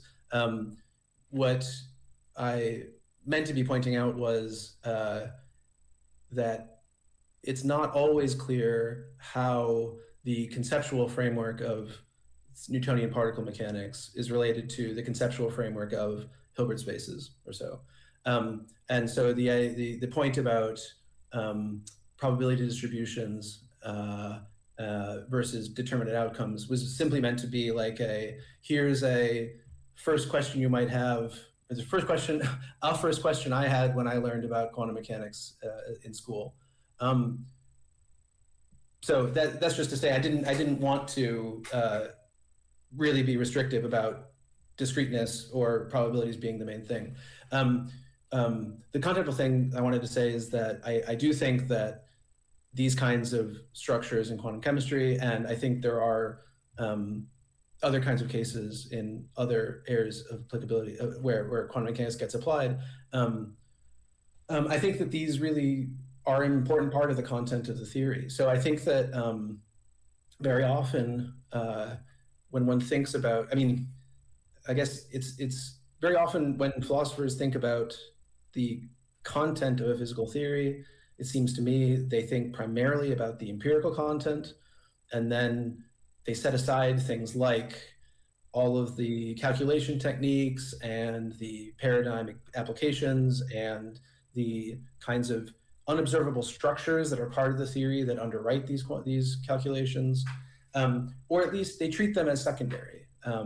And I think that these kinds of cases in quantum chemistry, where we're talking about, the shape of the orbitals it explains something, right? I mean, it's part of, it's more than the empirical results that it leads to. But that isn't to say that, like, yeah, I mean, it's just more than that. And so I think that that's one example. I think that it's, in the kinds of high energy cases that I was talking about and that I'm more familiar with, the kinds of techniques that one applies in practice to, say, compute, the kind of dependency of complicated scattering on the energy levels or so, right? I mean, these are things which the approximations that go into it have empirical consequences, but like the reason you make this approximation is that you have some idea about how you're thinking about what's going on with the field theoretic content of the system. And so to come back to then your question, I think that it's very important to capture this kind of information. And part of, I mean, the more radical thing that I really think, but haven't gotten the courage to argue for, is that, like, just saying Hilbert spaces, that's it, we're done, is like, it's just way too far away from it, right? Like, we don't just need Hilbert spaces and then also maybe this sort of pre-quantum field theory stuff, but like, there's just tons and tons and tons of stuff that we need, and that's being left out of this kind of philosophical analysis. So, yeah.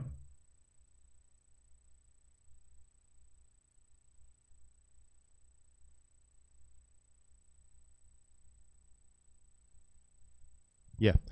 Hi, John. A very, very nice talk about philosophy of mathematics and mainly about philosophy of physics. Very precise and wonderful talk. I have two questions. One concerning your previous slide, and another one is concerning my proposed answer to Julius' question. And I would like to know if you agree with me or if you have your own opinion. My question is about your slide. Is you said that the philosophical analysis of these situations in quantum field theory should start with applications and derivations that are part of the theory. A set of models is an output of the analysis and not the starting point. I would like to know about your reference, and I would like to say to ask you if you think that the analysis about the applications also demand a metaphysical interpretation of the results, because this is not just to read the applications and derivations of the results of the physical outputs, but you need a way to interpret them. Then the question is metaphysical previous to all of this, or it arises from the physical and the philosophical analysis? This is the first question. The second one is concerning Julius' question to you. I would like to say, Julio, that the chemical elements you mentioned, I don't know if they are continuous. I think that the models we construct to represent them make them continuous, but we don't know in reality because it demands on further analysis and so on. And I would like to know if you agree with me or what you think about. Thank you. Thank you. Yeah. Yeah, these are really great questions. And my answer to both are related. So yeah, the way I put it on the slide was start with applications and derivations. And that sounds like a rather instrumentalist kind of attitude. But I think that really it leads unavoidably to metaphysical considerations for the following reason. I think that the conception of theories on which they are, say, a class of models or a set of axioms in this kind of abstract mathematical sense suggests to one that you can begin by specifying some theory and then ask, okay, what does that axiom mean? What does that model represent, et cetera? And then try to endow it with kind of further interpretation. and that the task of interpretation is to take this structure and then add meaning to it. But I think that the sort of real lesson that we should have learned in criticisms of the sort of deductive or syntactic approaches here was that, or one of the real lessons is like this idea that interpretation has a starting point is wrong. And it's wrong both because interpretation is a necessarily kind of cyclic thing, or circular, because, you know, any advancement in understanding is going to recontextualize everything you already think. And so one can sort of increase one's understanding, but it's going to be difficult to make sense of the idea of starting with no understanding and then getting some, because you won't even know what you're talking about then, right? You need to have some kind of interpretive target. And I think that this then leads to, this conception then leads to the answer to your the first question having to do with the role of metaphysics. I mean, once you have, if you're convinced like me of the kind of circularity of interpretation and understanding in this way, well, the thing that I'm trying to understand is what this community or practice is about. And so my interpretive target is something in the world. And trying to understand that means trying to make sense of what these people are up to. I mean, it's a little unclear to me sometimes what a theory is supposed to capture, but something like a practice or the beliefs of a community or something like this. And the way that you go about interpreting a practice or a beliefs of, the way you go about interpreting a practice requires attributing to the people undertaking this practice certain beliefs that make that practice coherent. And I think that, and the way that you go about interpreting somebody's meaning similarly involves interpreting to them certain, really, I guess, beliefs in the case of meaning and commitments in the case of practice. And I think that because of the general sort of holistic nature of, or circular nature of interpretation, and because the target of interpretation are these practices and beliefs, there's just not going to be a way of making a principal distinction of saying, I'm going to do this thing and then I'll do metaphysics later. But rather, you just are unavoidably going to have to make certain attributions of metaphysical kind of commitments to them. And so the answer to your first question then is, I do think metaphysics is going to come into it. I think metaphysics is going to come into it both because you're going to have to attribute certain metaphysical commitments to the targets of your interpretation, and because you have your own metaphysical commitments that are going to, make a difference for the contextualization of how of your understanding. And so, yeah, it seems to me that these kinds of things are unavoidable, which means, to come to your second question, that the role of these metaphysical commitments are going to be, I think, sometimes difficult to really isolate. And the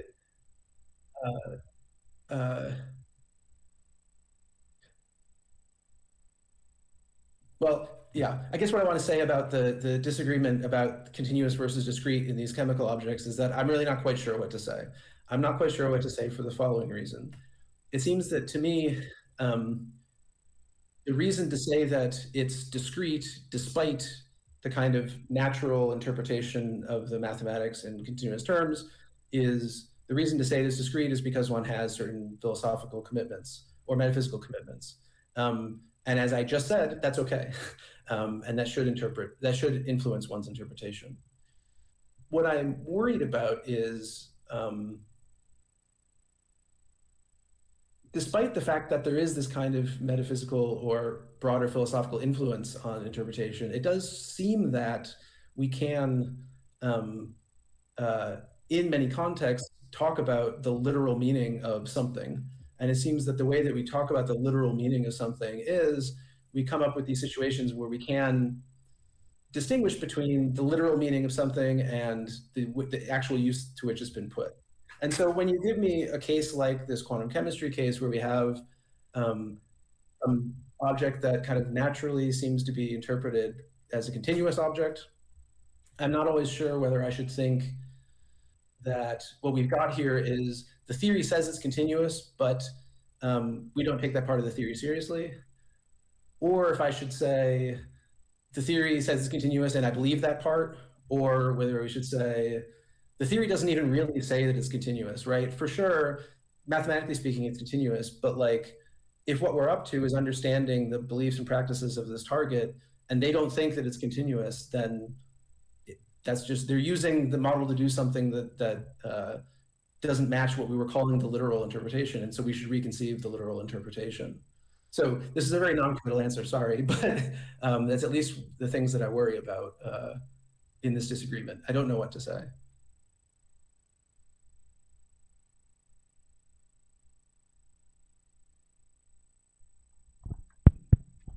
Hi, great, yeah.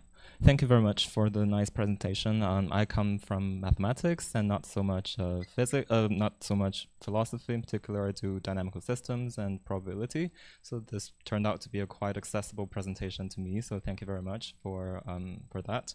I wanted to ask a question about basically how your argument in the quantum field theory sort of, as you say, seems closer to Bohr's idea in the mechanics case, and not so close to Heisenberg and Dirac. So maybe I start with the mechanics case. So the way I understood your explanation for example, Bohr's hydrogen model, it seemed to me that you were using this Newtonian mechanics, the classical one, restricted to a two-body problem, and then you further impose these discrete jumps, and then you get a quantum version out of it. So that seems to me more of like treating the quantum case as a special case of the classical one, and not exactly a generalization, if that makes sense. Yeah. And okay, so maybe I can ask the second question as well. That's related to sort of the relation between theory and phenomenon. So you mentioned that in the quantum field theory case, when we try to go from quantum to classic, there doesn't seem to be a classic theory to address these quantum phenomenon. And how did it look like in the mechanics case? Did we have a classical theory to address that somehow? Yeah, and then the final part is just how exactly is your argument like similar to Bohr's? I think that part I didn't quite understand. Yeah. Sorry, so was that two or three questions? I guess three, yeah. Okay, could you say what the second one was again? Yeah, the second one is the relation between theory and phenomena. So if I understood correctly, you were saying that in the quantum field theory case, there's a difficulty in trying to go from quantum to classic because there's no classic theory to address the kind of quantum phenomena. So I was just wondering, what's that picture like in the mechanics case? Did we have like these classical theories to address quantum phenomena in the mechanics case? Yeah. Great, thank you. Yeah, awesome, great question. So the first one is, I take it the question is, hold on, you told me that Bohr generalizes things, but that's not what he's doing here. He's restricting, he's imposing these further conditions, and this is not a generalization. Agreed. Bohr, so I'm not a historian and don't have a very strong view about how to interpret Bohr, but Bohr is sort of famously hard to interpret, and many papers begin by asking, why is Bohr so hard to interpret? Assuming that he's so hard to interpret that we don't, can't even get into figuring out why he's hard to interpreting him until we figure out what the difficulty is. However, I think that the reason that generalization does seem to fit well here is that while I did present this in terms of, well, you just add some further restrictions, that sort of glosses over the fact that if you were to just impose these restrictions, then you end up getting into some trouble. You end up getting into some trouble because I told you that, you know, Newtonian classical orbital mechanics is accurate, and we're just throwing out some solutions. Except that can't quite be right, because there are these transitions between the levels, right? And so it sounds like I'm now contradicting myself, because I said Newtonian physics is accurate, and when there's radiative processes, there are discrete jumps. But those two things are in contradiction. And so how do you navigate this contradiction? Well, Bohr's general approach to this was to say that in classical mechanics, we assume that all quantities have a determinate value at all times, and that we can give a unified description attributing particular values to all of these things. But that runs you into contradiction. And so what we ought to do is we ought to move to a more generalized kind of description, where we don't attribute determinate quantities to all values to all quantities at one time. And so the generalization here is in the generalization of the kinds of descriptions that we're allowed to use. It's a generalization insofar as we allow ourselves not to commit to certain values for quantities or something like this. So whether this is a good use of the word generalization or not, Bohr has his own terminology for his own special reasons. There's a very nice paper by Catherine Chevrolet on this, on sort of Bohr's philosophical background that leads to some of his terminology that I find confusing. But yeah, so part of this is terminological, part of it is like, I was glossing over these details. And point number two, I think the thing I want to say here is just that this one's easier. I'm okay thinking that there's multiple things that quantization means, and that in the kind of quantum field theory cases I was thinking about, it means something different than it means in the kind of classical particle cases. And so in the classical particle cases, it turns out that yes, we have a quantum, sort of a quantum treatment of the system and a classical treatment of the system, and we can ask how these two relate. And in this case, a good way to go about understanding that is looking at the two inter-theoretic notions that I mentioned. But then there's going to be some cases like the QFT case where we don't have this. And then we should just think of this as being a different kind of quantization, or quantization is doing something different in these cases.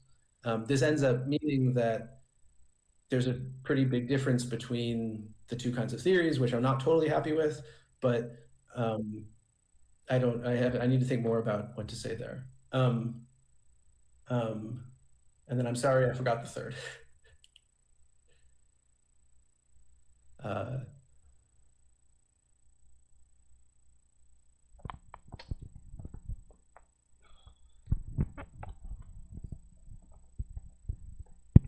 Hi, yeah, the third question is just sort of wrapping back to the first one. How is your argument for the QFT case similar to Bohr's? In which sense is it similar to Bohr's? Yeah.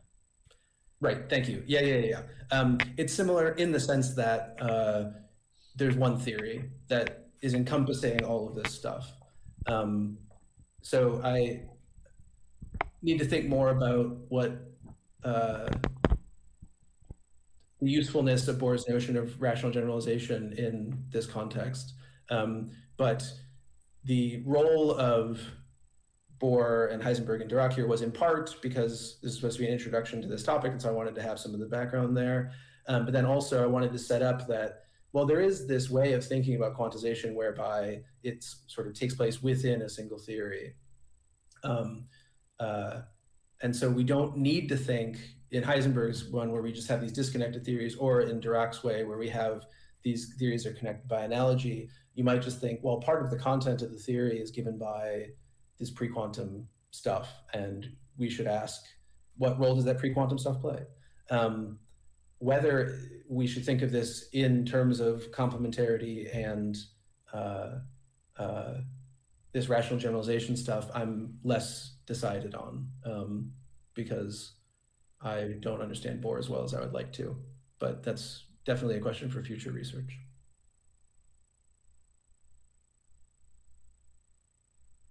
Hi, John.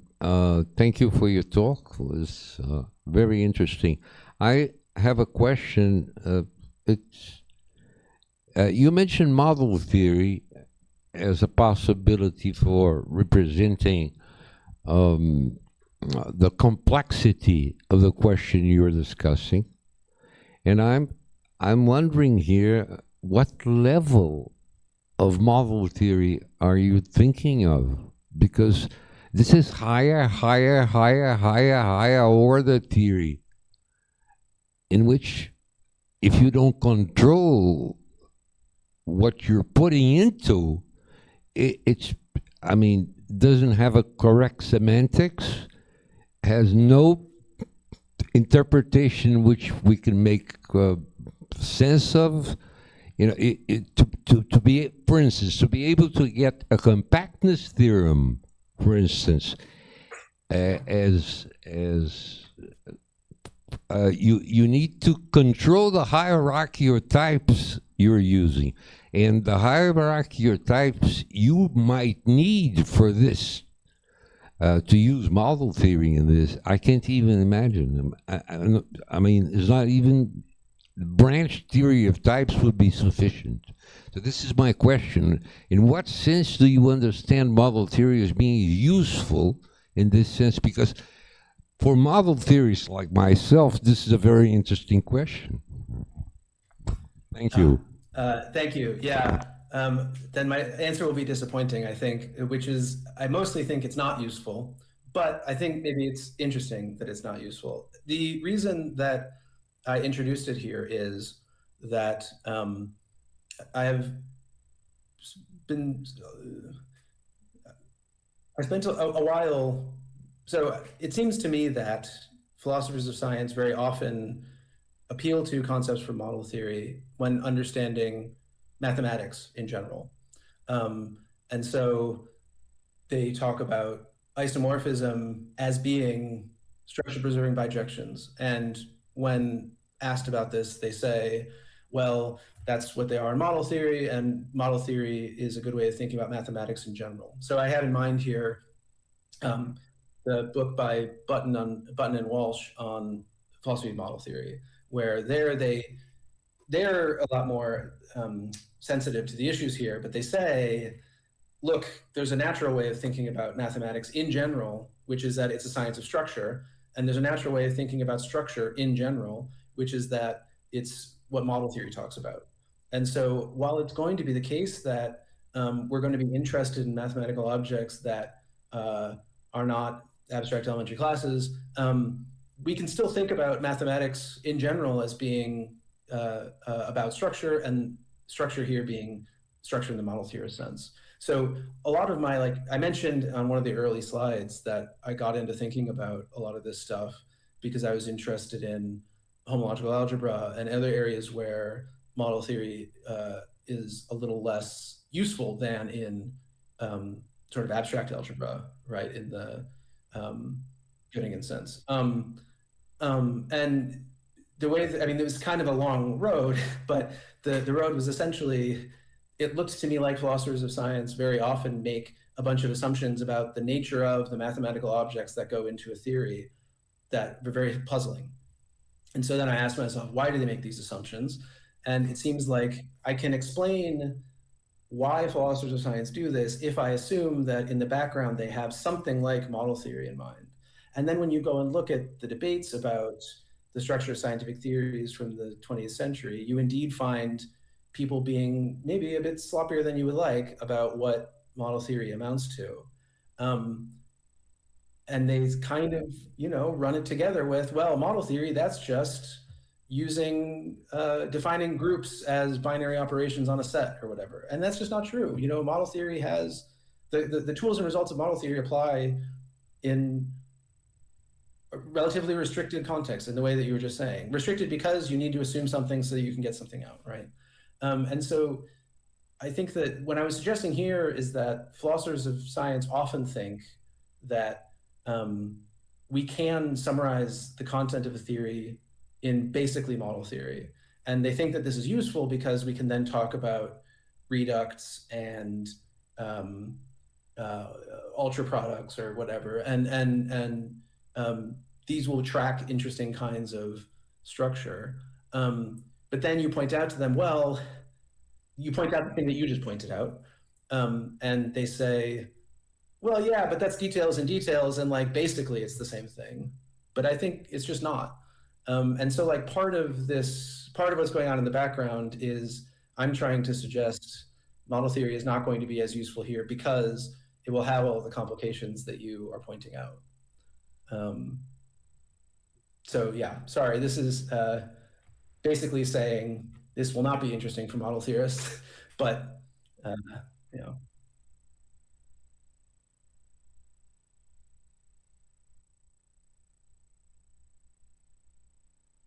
Thank you, John, again for your talk. Now we are concluding our section. So, bom, agora em português, sobre o evento, para todos aqueles que estão assistindo e estão querendo horas complementares, né? A gente vai emitir certificado no final e a gente vai agora deixar disponível o nosso QR Code.